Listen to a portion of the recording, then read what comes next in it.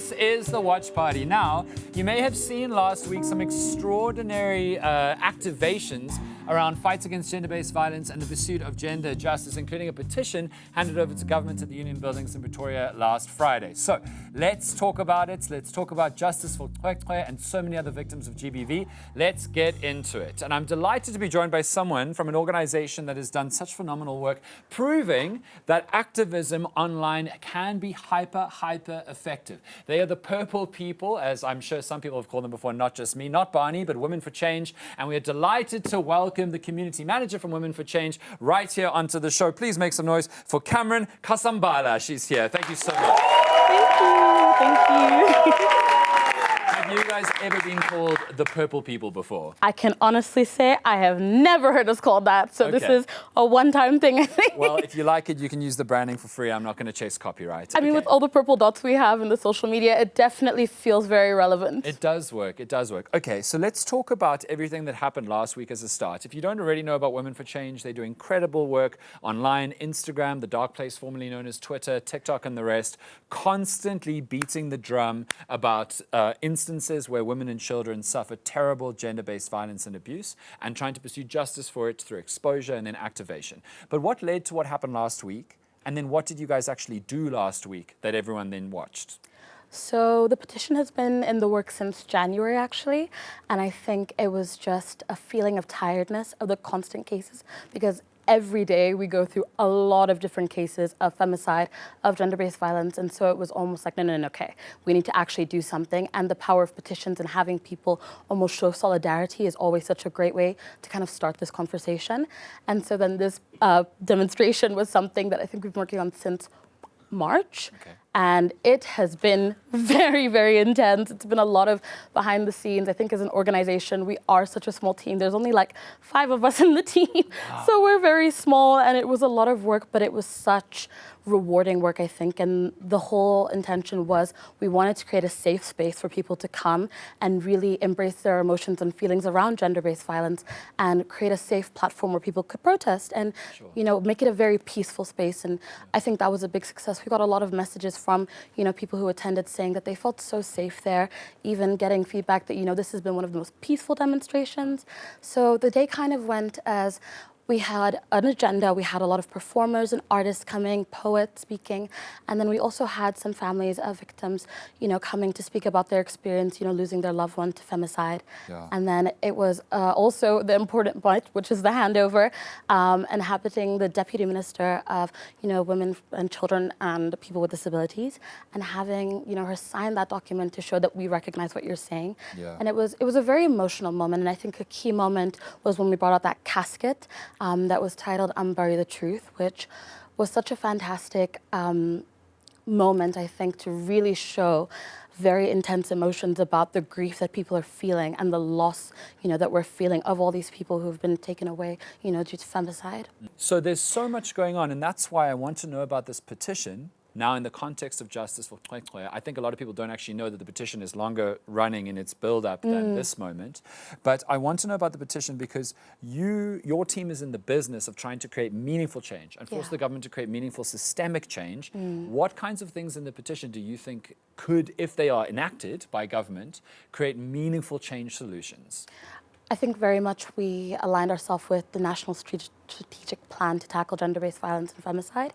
And a lot of the work we wanted to discuss in our petition was the multi-sectoral approach. So we wanted to look at the justice system and legislative system to really tackle what are perpetrators getting? How are they getting bail for like 10,000 Rand? How are they able to leave and get parole? And really tackling how punitive the system is and how much of a lack of consequence there is for these perpetrators. Then we wanted to also have this national sex offenders list being released publicly.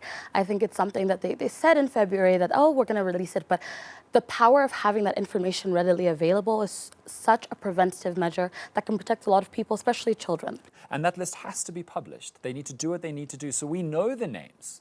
I mean, you don't want to be sitting next to someone and thinking, wow, if I turn my head, my child's in danger, I'm in danger next to you. I think it's such... We're already so scared to live here. There's already so much crime. And so to have people be registered and actually convicted and be able to just go about it, it's very concerning. And I think that's why we wanted that to be part of the petition. And also we wanted the funding.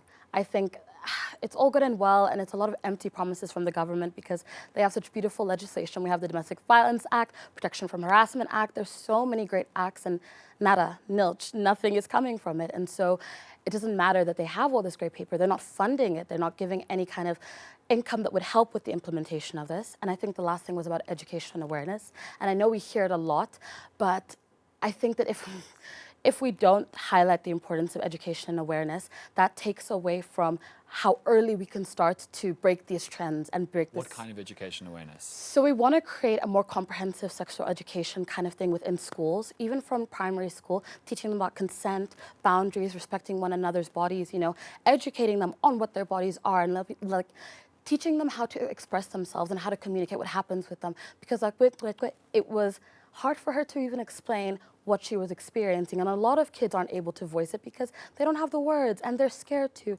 So really teaching them from a young age that this is safe, that they can communicate these things and that it's important that they speak up, but channeling it into up until matric, you know, and even in universities, I think we need to constantly be having this conversation of what consent and boundaries look like as we grow older. Totally. And I mean, there was a lot of disinformation about the Bella Act, amongst other things, but basically people like the African Christian Democratic Party saying, they're making our children have sex. They're making our 6-year-olds sexy. They're teaching them how to like twerk or whatever.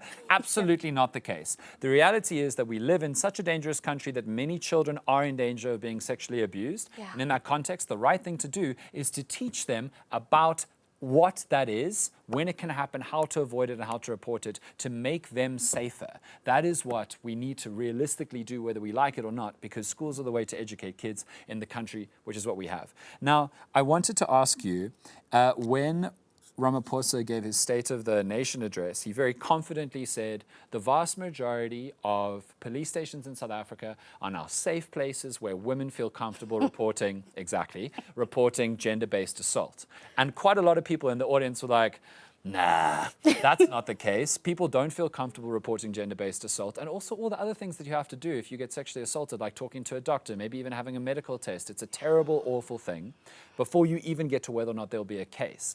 What do you guys as Women for Change hope can be changes in police stations to make them more inviting places for people who've just suffered such an awful assault trauma? Honestly, it's insulting that he said that. It's very insulting. A lot of our survivors, the first thing they say is, I went to the police, they turned me away. They said it wasn't that big of a deal. They said it's a family matter. So to even say that is just so harmful and so dangerous for our survivors, because the implication is that it's almost their fault. Like if it's not getting justice, then it must be on them because the police are helping them. And our hope is that we start holding institutions accountable. I think SAPS has gone a long way without us calling them out. And I mean, we're trying, but they are so rigid in their systems, and these claims that they've made it safer are absolute rubbish, honestly. It's not true. We have a lot of victims who honestly are re-traumatized in those spaces because either they are what we call secondary victimization, where they're treated like perpetrators, or honestly, they're victims to sexual assault themselves in those police stations.